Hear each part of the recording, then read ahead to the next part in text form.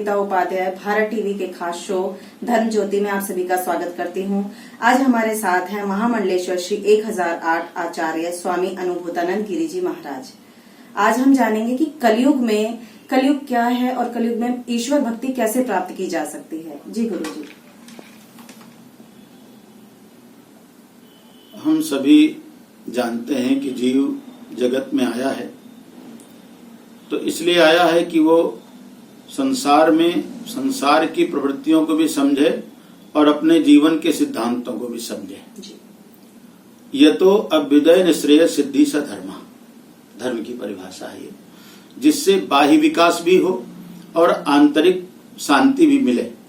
उस क्रिया का नाम धर्म है। इसीलिए यतो धर्मस् ततो जयः लिखा है। जहां धर्म है, जहां जय है, वहीं पर धर्म है, या जहां धर्म है वहीं पर जय है। ऐसा मान करके हमको अपनी संस्कृति के साथ जुड़ने की आवश्यकता है। और संस्कृति हमारे आचार्यों ने, हमारे ऋषियों ने, हमारे विज्ञजनों ने दी है और उसी पर चल करके हम कुछ आगे कर सकते हैं, सोच सकते हैं। जो इसके अभाव में जीता है वो जीवन भर दुखी रहता है। उसके जीवन में कभी कोई सुख शांति नहीं आती है, क्योंकि जो अपनी नैतिकता को भूल गया, अपनी पवित्रता को भूल गया और अपने महापुरुषों के चरित्र दर्शन को, माता पिता के चरित्र दर्शन को भूल गया, उसके बाद बचता ही क्या है। इसलिए हमारी जो भारतीय परंपरा है वो एक ऐसी उज्जवल परंपरा है जिस परंपरा को सारे विश्व ने स्वीकार किया। आज हमारी भारत की ही संस्कृति पूरे विश्व की संस्कृति है। जिसको हम संस्कृत भाषा बोलते हैं वो देव भाषा कहलाती है और देव भाषा से ही सब भाषाएं निकली हैं। मैं आपको एक अद्भुत बात बताऊं। भगवान शंकर आदिदेव महादेव हैं, देवादिदेव हैं। तो एक हमारे पाणिनि व्याकरण के बहुत बड़े आचार्य हुए हैं जिन्होंने लौकिक व्याकरण दिया है। हमारे यहाँ दो व्याकरण है, लौकिक व्याकरण और वैदिक व्याकरण। तो लौकिक व्याकरण के प्रतिष्ठापक जो हैं हमारे आचार्य पाणिनि हैं। पाणिनि जी तपस्या कर रहे थे हिमालय में, और हिमालय में तपस्या करते करते इतने वो निमग्न हो गए और जो भगवान शंकर की कृपा के पात्र बने। भगवान शंकर प्रसन्न हो गए क्योंकि वो देव भाषा है और देव भाषा को कोई देवत्व की इस धरती पर प्रकट करे तो देवता तो प्रसन्न हो ही जाते हैं। तो भगवान आदिदेव महादेव प्रसन्न हुए और उन्होंने प्रसन्न हो करके अपना डमरू बजाया 14 बार। ननाद ढक्काम नव पंचबारम लिखा है। उन्होंने 14 बार डमरू बजाया और 14 बार के डमरू में आप देखें महापुरुषों का एक एक कृत्य कोई नगण्य नहीं होता है। 14 बार डमरू का कुछ मूल्य है। पाणिनि जी ने उस 14 बार के डमरू बजाने के उन सूत्रों को 14 सूत्रों में बदल दिया। मैंने 14 सूत्रों के रूप में उनको स्थापित कर दिया। आज वही 14 सूत्र संस्कृत व्याकरण की मां हैं। पूरी दुनिया में जितनी भाषाएं पढ़ाई जाती हैं इन 14 सूत्रों का परिणाम है जो भगवान शंकर की डमरू से निकली। तो अब आप इससे बड़ा सनातन धर्म और क्या कह सकते हैं, इससे बड़ा सत्य क्या कह सकते हैं। तो सत्य वह होता है जो किसी धारणा को इतना मजबूत करके चले जिसको केवल परिवार नहीं, केवल समाज नहीं, केवल राष्ट्र नहीं, पूरा विश्व स्वीकार करे। इसलिए हमारे ऋषियों ने कहा सर्वे भवन्तु सुखिनः सर्वे सन्तु निरामयाः सर्वे भद्राणि पश्यन्तु मा कश्चित् दुःख भाग् भवेत्। सब निरोगी हों, सब सुखी हों, किसी को कोई कभी दुख ना हो और सब अपने जीवन के साथ आनंद से जिएं। ये हमारे ऋषियों की देन है। दूसरी बात यह है, काल जब बीतता है, समय बदलता है, आगे चलता है तो कुछ परिवर्तन भी आते हैं। उस परिवर्तन की स्थिति में आज जैसे हम कलयुग कह देते हैं, युग तो 4 है ना, और सब अपने ढंग से चलते हैं। उनमें जो लोग जन्म लेते हैं लगभग कुछ प्रक्रिया लेकर के और आगे बढ़ जाते हैं, चलते हैं। लेकिन कलयुग को देख करके लोगों को लगता है जैसे बड़ा खराब युग आ गया और इसमें पता नहीं क्या होगा, आज जो हो रहा है आगे पता नहीं और क्या होगा। सभी युगों में कुछ न कुछ ऐसा होता है। कलयुग में भी हो रहा है। युग में कुछ ऐसा नहीं होता कि युग कुछ लेके आता है। समय बदलता है, परिस्थितियां बदलती हैं, युग वही रहता है, पर परिस्थितियां बदलने के साथ ही लोग सीधा सीधा युग के साथ जुड़ जाते हैं। उनको लगता है युग के कारण ऐसा हो रहा है। ऐसा नहीं है। जब हम अपनी संस्कृति और अपनी विरासत को भूलेंगे, उसी समय कलयुग का आगमन हो जाएगा। जब हम अपने से बड़ों की मर्यादा नहीं करेंगे, उनकी इज्जत नहीं करेंगे, सम्मान नहीं करेंगे, समझो कलयुग आ गया। मां नहीं मात पिता नहीं देवा, साधुन सन करवावई सेवा, जिनके ये आचरण भवानी, ते जानो निश्चर संप्राणी। कलयुग आ गया। इसको कहते हैं कलयुग। तुम्हारे संस्कार जो तुमको मिलने चाहिए थे, उन संस्कारों में हमारे कदम नहीं पड़े। यह है कलयुग। इसलिए इस युग की भर्त्सना नहीं करनी चाहिए। समाज में जो कुछ हो रहा है, गड़बड़ियां हो रही हैं, उनकी भर्त्सना करनी चाहिए। आदमी बुरा नहीं होता है, बुराई बुराई है। इसलिए महात्मा गांधी कहते थे कि शराब से घृणा करो, शराबी से नहीं। बुराई से घृणा करो, बुरे आदमी से नहीं। क्योंकि आदमी बदल सकता है, परिवर्तन हो सकता है। शराब तो पीना छोड़ सकता है आदमी, लेकिन शराबी को बदलने के लिए आपको शराब को छुड़वाना पड़ेगा, उसके लिए प्रयास करना पड़ेगा। तो ये चीजें हमारे यहां जो सबसे पहले दिया, असतो मां सद्गमय। आप असत से सत की ओर चलें। असत क्या है? यही जो झूठ, पाखंड, छल, दंभ, दूसरे को फंसाना, दूसरे को गलतियों में डाल करके उसके साथ अन्याय करना, ये असत है।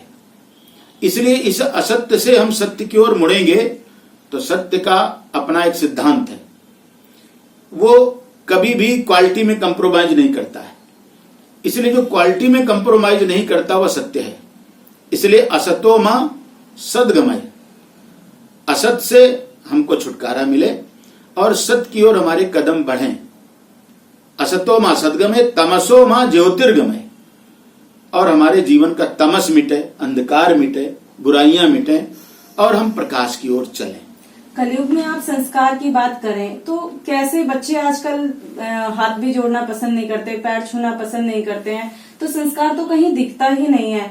कहीं लॉकडाउन से पहले फिर भी आप राम कथा भी करते हैं, भागवत कथा भी करते हैं, तो भागवत के द्वारा या राम कथा के द्वारा भी एक तरीके से आप वहां तक पहुंचा देते थे अपने मंत्र। अब किस तरीके से आप युवा पीढ़ी को समझाएंगे, कैसे कि वो अपने संस्कार को सही दिशा में ले जा पाए?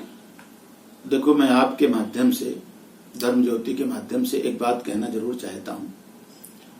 संस्कार कहीं गए नहीं है और कहीं से लाने की भी आवश्यकता नहीं है। केवल अपने में जागने और जगाने की आवश्यकता है। कारण क्या है? अभी तक आप अपने ही माता पिता को देखिए, उनके माता पिता को देखिए, उनके माता पिता उनके साथ क्या व्यवहार करते थे जिससे उनको अपने माता पिता पर श्रद्धा है, प्यार है, और उन माता पिता के आशीर्वाद से वो आगे चले।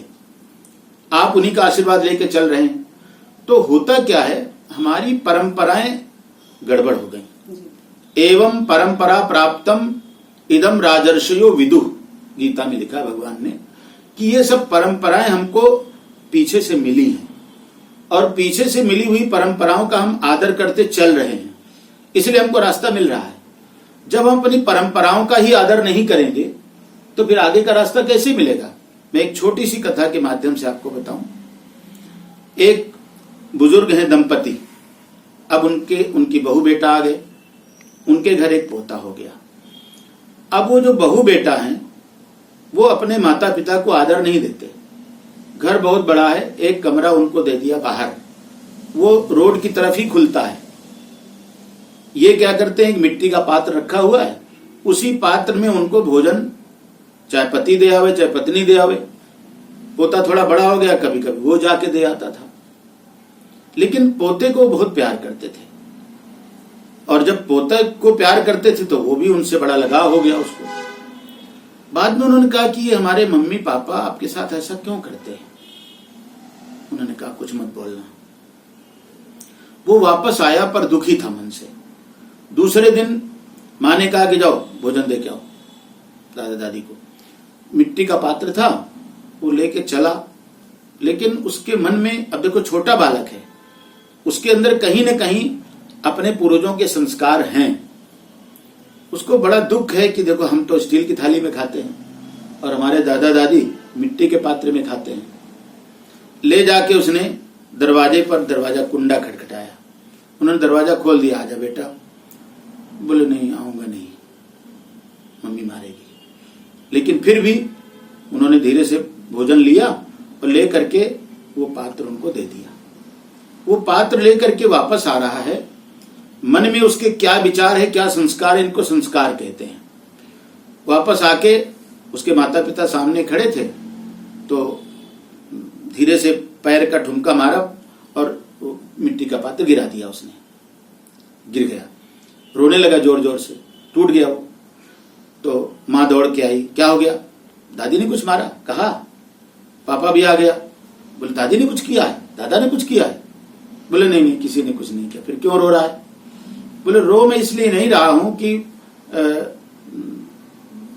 दादा दादी ने कुछ कहा है, इसलिए नहीं रो रहा मैं। रो इसलिए रहा हूं कि ये जो मिट्टी का पात्र है ना, ये गिर गया, टूट गया। टूट गया, कोई बात नहीं, दूसरा नया आ जाएगा, उन्होंने कहा। रोने की इसमें क्या बात है? बोले नहीं, बात है। मैं इसलिए रो रहा हूं कि ये पात्र टूट गया। मैं सोच रहा था कि इसी पात्र में आपको भी भोजन दिया जाएगा। ये बालक की अपनी सोच है। तो यहां आप क्या कहेंगे? यहां कलयुग नहीं कहेंगे, आप सतयुग कहेंगे इसको। ये उसके अंदर संस्कार है। तो हमारे बच्चों में अगर संस्कार नहीं है तो कहीं ना कहीं हमारी कमजोरी है, हमारी कमी है। क्योंकि अगर हमने अपने माता पिता के साथ ऐसा किया होता तो हमारे बच्चे भी वैसे ही करते, हमको देखेंगे वैसे ही करेंगे वो। कई परिवार ऐसे हैं जिनको हम उदाहरण के रूप में कह सकते हैं, बता सकते हैं कि आज भी उनके घर में सतयुग है। वो अपने माता पिता का आदर करते हैं, प्यार करते हैं उनको। तो अभिप्राय यह है, असतो मां सद्गमय, तमसो मां ज्योतिर्गमय, मृत्योर मां अमृतम गमय।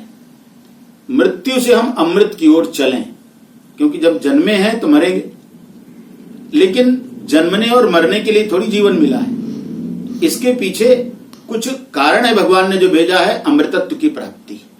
वह अमृत जिसके कारण बार बार जन्मना और मरना पड़ता है, अगर आदमी को उसका बोध हो जाए तो जन्म मृत्यु तो हो जाए, कोई बात नहीं, लेकिन आप अमृत हैं, आप कभी नहीं मरेंगे, ये बोध होने से आपको जीवन में कष्ट नहीं होगा। जी, आज का गुरु मंत्र आप क्या देंगे? आज का गुरु मंत्र तो मैं यही दूंगा, सर्वे भवन्तु सुखिनः।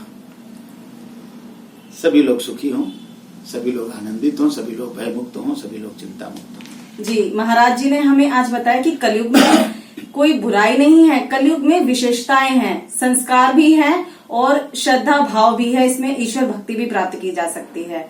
आप सभी दर्शकों का धन्यवाद।